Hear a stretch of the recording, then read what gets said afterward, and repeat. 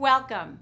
My name is Fran Kaufman, and I'm very excited to share with you today information about hybrid closed loop and in particular the MM670G system. So we've had the opportunity to get to some key learnings and obviously to develop some case studies, so let me go through that with you at this point. So this slide goes over what your goals for the outcome of your patient using MM670G hopefully will be. Now, of course, these must be individualized, but in aggregate, these are the goals that we think are important. So it's around time in range. I hope you're now discussing more and more with your patients the importance of looking at time in range from sensor glucose data. And of course, the more time in range, the less time in high and low glucose values. So we want to talk about between 70 and 180 or 3.9 and 10 millimole. For adults, we'd like to see that greater than 70% of the time, and for children, greater than 60% of the time. And now let's talk about the goals for the low range, so from 54 to 70 milligrams per deciliter, or 3 to 3.9. We want to see that equal to or less than 3%, which is only 43 minutes a day. But less than 54 or 3 millimole, we want to see less than 1% of the time, which is 14 minutes per day. And I think when your patients, and you look at how we kind of rack and stack these values, looking at a before period and now particularly during period while somebody is using the MM670G system, you can see whether those goals are met or not. And of course, to get to those goals, you've got to be in auto mode, and to get to auto mode, you've got to be wearing a sensor. So please discuss with your patients that we expect them to be wearing their sensor more than 85% of the time, to be in auto mode, hopefully greater than 80% of the time. And these statistics will be available on the CareLink upload so that you can evaluate this with your patient when you see them in your clinical setting. So we've developed some best practices, and we hope that this information will enable you to best manage your patients while they're using the MM670G system. One is that patients will be exited from auto mode.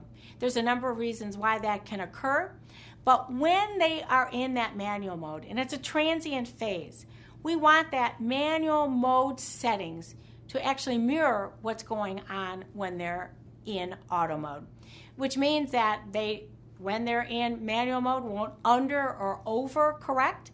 They won't under or over bolus. So that means you want to set the same targets in manual mode that auto mode is using. And that is the target of 100 to 150 milligrams per deciliter, or 5.6 to 8.3 millimole. Why do we pick 5.6? Because the food bolus is reduced if the glucose value is less than a 5.6. The auto mode corrects to 8.3, so that's our range, 100 to 150, or 5.6 to 8.3 millimole. We want to use the total auto basal insulin, which is easily found on the CareLink report, divided by 24, and pretty much they only need likely one basal rate. If you want to have a little bit of variation, that's okay. If you're particularly worried that they might be low when they come out of auto mode into manual mode, you can decrease that basal rate by 10 or 15%. Now you need to calculate the sensitivity, because when they're in manual mode, they'll need to have that set by you. And we suggest you use the 1800 rule. So the 1800 divided by the total daily dose, and set that as their sensitivity, because they'll need that while they're in manual mode. And again, that will mirror what their likely sensitivity is in auto mode as well. So we've been working on some protocols around exercise. As you can imagine, this is still a difficult area for a number of our patients. We do suggest, for the most part, that you have them use the temp target of 150 or 8.3 millimole, starting maybe 1 or 2 hours before particularly intense exercise, and perhaps stopping 1 or 2 hours after the exercise has stopped. If they're going to exercise a lot, they're likely still going to need carbohydrates, and the device is not going to be able to take care of this all on its own. If they've been taking carbohydrate for intense exercise, they'll likely need to consider doing that in addition. Now, we're a little bit worried about carb loading beforehand, because if you do that, it will have the device start to give the max basal. So if they want a carb load, they likely need to start it right as they're starting their exercise. And of course, during exercise, particularly if it's intense, they might need to consider suspending at least for a period of the exercise, but not hopefully all of it. Now, post-meal excursions are a little bit easier to see. Obviously, if they're high at the end of a meal, you want to strengthen that carbohydrate ratio. If they're low, you want to lessen the amount of insulin they're getting per meal. For fatty meals, you might want to have them split the dose, because during auto mode, there's no dual wave anymore. So they might want to split the dose using 50% or 75% before they eat and putting the remainder in 1 or 2 hours later, kind of mimicking a dual wave. And then correction boluses, they should take correction boluses when they have high glucose above 150 milligrams per deciliter or 8.3 millimole per liter mark. And we suggest that they take what the device suggests that they have. A little concerned if they put in extra carbohydrates to kind of have the system deliver extra insulin even when they're not eating, that they actually risk becoming hypoglycemic. And then, of course, the one other thing that you can adjust is the active insulin time. And you can look at a correction bolus, and if they haven't gotten back into target, you might want to shorten the active insulin time if they're still high, or lengthen it if the correction gets them too low. And I do want to emphasize to you that that active insulin time only affects correction boluses that the patient chooses to take. It has no effect on the basal insulin delivery through the algorithm itself. So now let's talk about a few model patients. So this is a 14-year-old boy. The blue is during the time period of being in auto mode. That beige behind is the time period before, when he was in manual mode. And you could use at the beginning this report to show the manual mode compared to the auto mode time period. And as time goes on, you can look at both auto mode periods when you saw them last in clinic and now when you're seeing them this time in clinic. I think you can appreciate, particularly in this 14-year-old boy, that being in auto mode, the sensor glucose distribution tightens very nicely at night and achieves a very good value. Still maybe not handling breakfast as well. Lunch is a little bit better. And then below you can see the carbohydrate ratios that are affecting those time periods.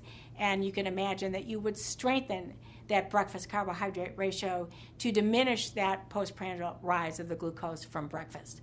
Then you can come down and look at the glucose stacking.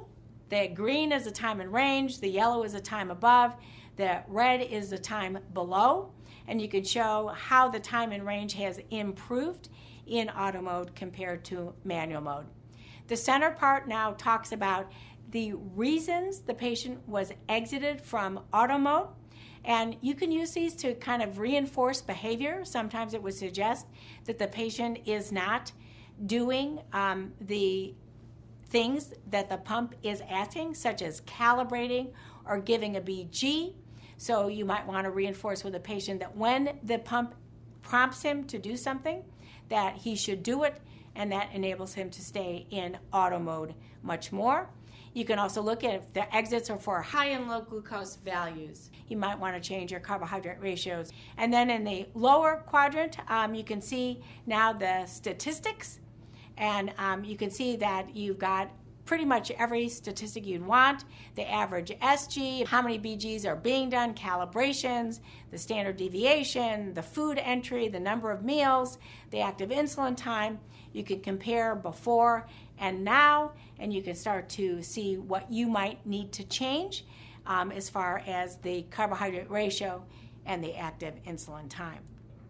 And this is the second page of our new reports for the MM670G system. And this is a week at a time on a page, each individual day from midnight to midnight. You can see the sensor glucose tracing, the BG superimposed on that. Below in that pink is the auto basal insulin delivery, sometimes at Umax when you see that peak, or sometimes at 0 and any place in between. Below you can see the bolus that has been given, and below that the number of carbohydrates that have been entered. The darkened periods are exits from auto mode, and they will be numbered, and in this panel below you can see the reasons that the exit from auto mode occurred. It's really all the information you want. There's icons that the patient can enter if they so choose to do so. So you can see when they might be exercising. If they are on a temp target, you can see that as well. Otherwise, the target, that green line across, is to the 120 range.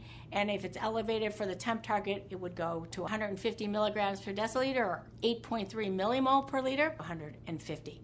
So lots to digest on this page, lots to discuss with the patient, but this is a great assessment of their glucose control and their exits from auto mode and how auto mode is doing. So this is another patient. This is a 14-year-old girl who actually has done very, very well with the system. You can see that her blue, which is when she's in auto mode, compared to the beige beforehand, she was actually doing quite well before she went on the MM670G system, but is doing even better.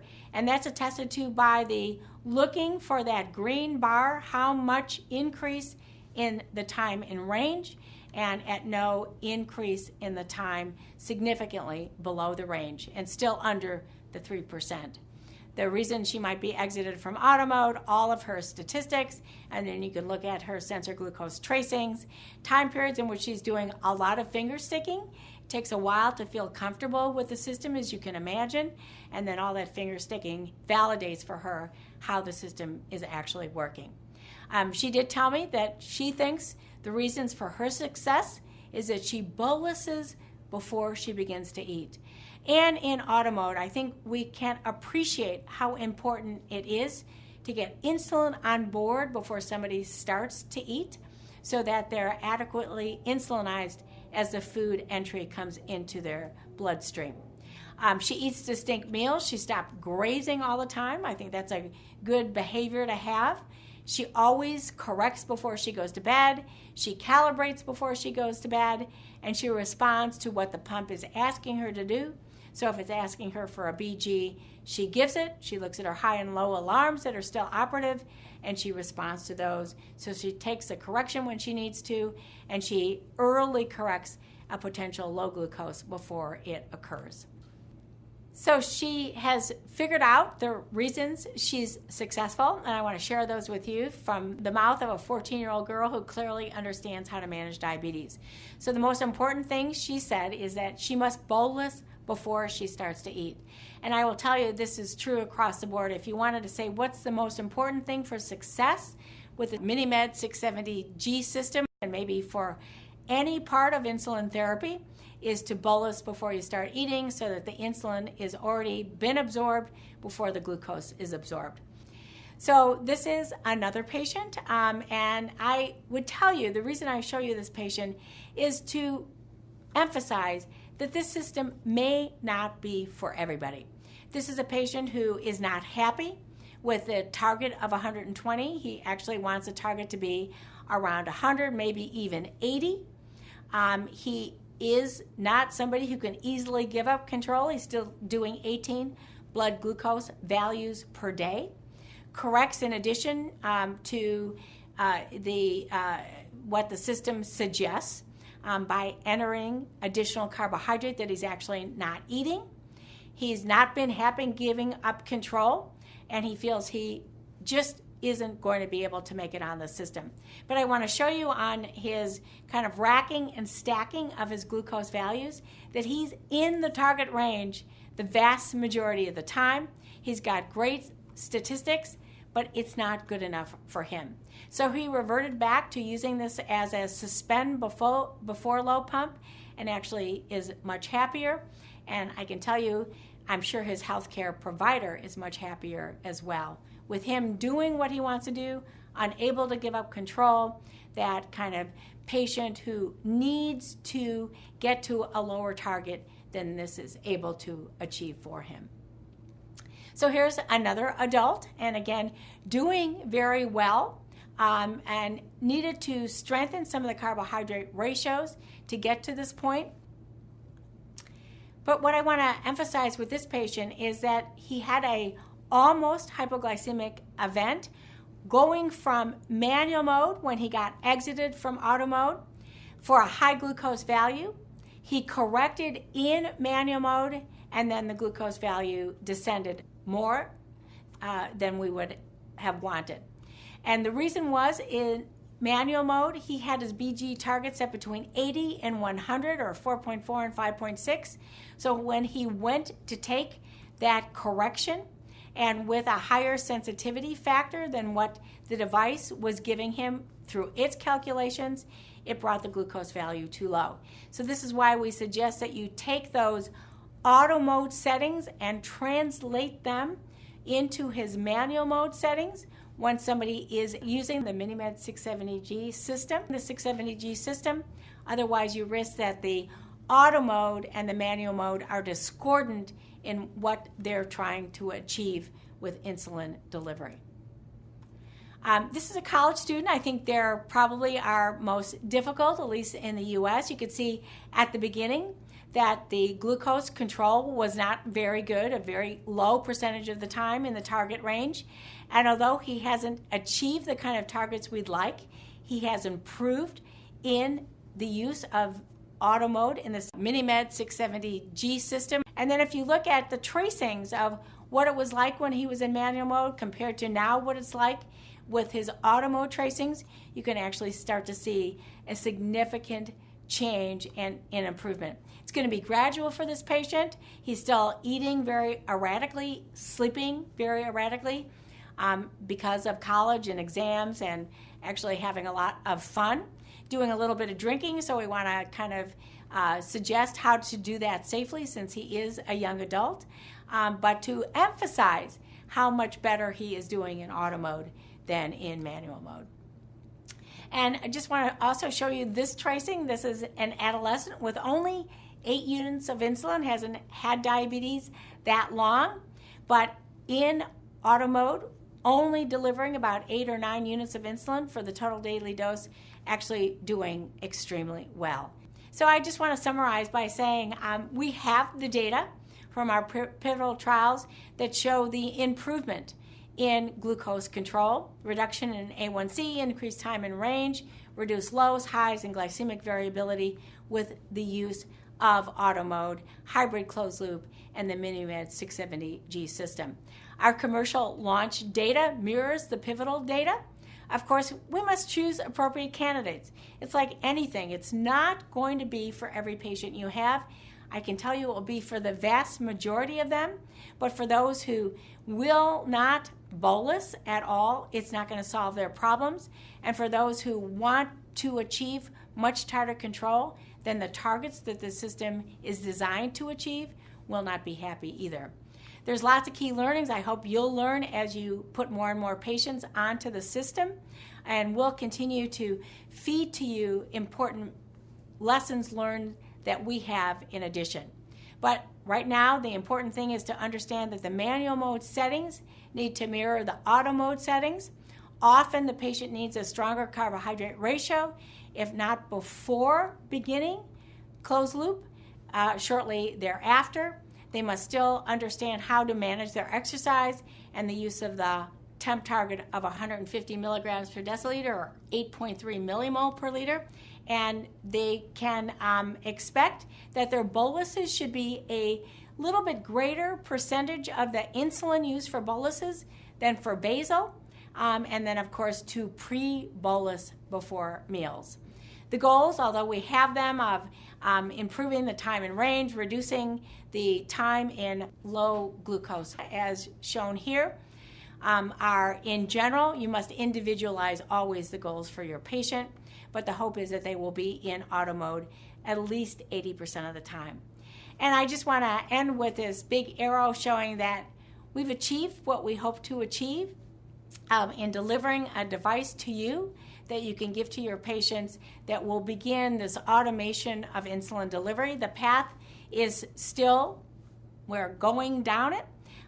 We're going to continue to develop more and more automation till we get to that point where we can kind of all agree that the patient needs to do very little and the device will do more and more.